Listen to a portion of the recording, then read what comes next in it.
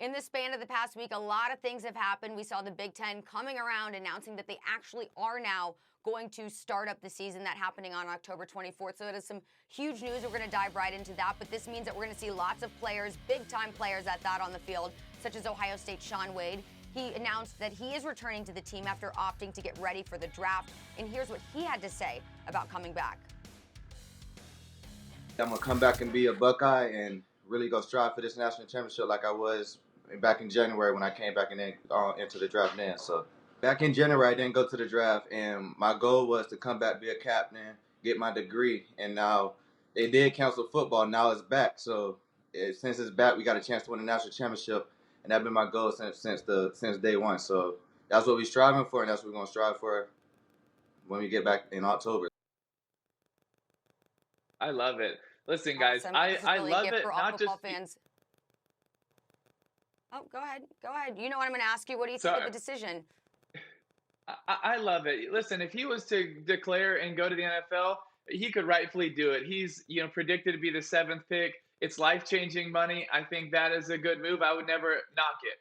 But I also love him coming back. But I love it not just because he's coming back, but because why he's coming back. He's coming back, getting his education. He wants to be a team captain. That means something. I love that about him. And I also love that he's coming back to win a championship. It's not just about playing games. It's about winning games. It's about winning championships. And I love it because it represents what Buckeye culture is all about. What Urban instilled, what Ryan Day's taken over, what Justin Fields is all about. It's about the culture, the brotherhood, being a captain, why that means something still to this day, getting your education and winning championships. That's why I think it's so special and why he represents college football so well.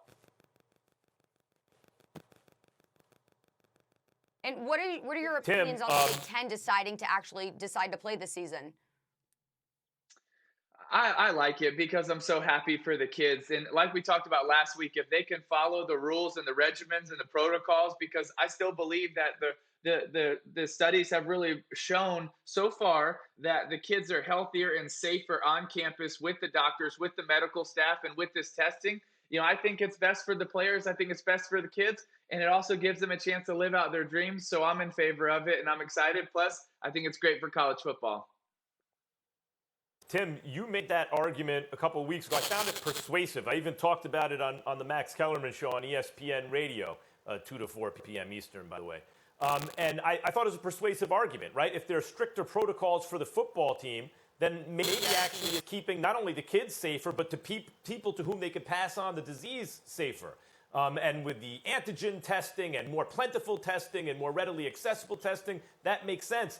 Then Coach Orgeron came out and said that most of his team had COVID. Do you think that that's because they're just young kids, maybe in an area of the country where they're not taking it very seriously? Or does that have something to do with playing football? I'm not sure, and I think it's really hard to speculate, but I know in some of the schools that I personally talked to, their head coaches, their athletic directors, even a few presidents that I talked to, they made it clear to me that most of the positive tests came when the kids were on breaks going home and then coming back and showing up in their first test testing positive. So I know some of the schools have had a few outbreaks recently, but overall the numbers from what they have told me, which I don't know if that's 100% accurate, but it's by some trusted people that I believe that they're telling me accurate information. The higher tests have come when kids have been allowed to have breaks and either go home or be with friends, and then they come back to campus, and then they have higher positive tests. So that's where I also think some of the kids could have contracted it. Mm-hmm. Tim, when they talk about resuming the Big Ten football season and they said it's expected to be October 23rd, 24th, obviously the objective is to come back early enough so you can have enough games and then potentially participate in a college football playoffs. I ask this question to you. How legitimate do you think the playoff system will be? How legitimate do you think crowning a national champion potentially or anything of that nature? How legitimate is that going to be in light of the stalled play, some conferences electing not to play, certainly not with the Big Five because it looks like they're all going to participate. But by and large, so many college programs are not going to be playing college football this year. How legitimate should this season be in all of our eyes? I think it has a chance to be very legit because, while in my lifetime, we haven't experienced a setback like this. We haven't experienced a pandemic like this, but there has been a lot of minor setbacks in certain areas. And, I've never heard on First Take when there's a hurricane that goes through Florida and they say, well, what's going to happen to Florida, Florida State, Miami, FAU? There hasn't been a lot of sympathy for them coming back in their seasons or other schools when things have happened. And so one thing I think that is exciting this year about college football is the ability to adapt. These young kids have these coaches, and it doesn't look the same. They didn't have spring ball. But, we teach our defenses, hey, when sudden change happens, you be ready. You got to show up. Quarterback throws a pick, defense, go out there, get a stop.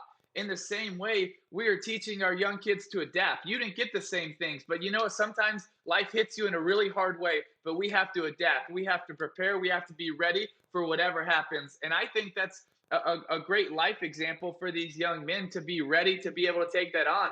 And I think with the Big Ten having 9 games, I think that's enough to be able to crown a Big Ten champion. And then having a conference championship game, I think that's enough. The SEC and the ACC are going to have enough. The Big 12 is going to have enough, even though they haven't looked really good so far. And we'll find out if the Pac-12 is going to be able to be ready. But, honestly, I think that we're going to see who adapts, who's able to overcome, and who's ready to compete for the championship at the end of the year. And I like it because football, one of the great lessons in football is dealing with adversity. And that's what a lot of these schools, these young men, their families are dealing with right now. And we're going to see who can handle this sudden change the best. Thanks for watching ESPN on YouTube. For live streaming sports and premium content, subscribe to ESPN+.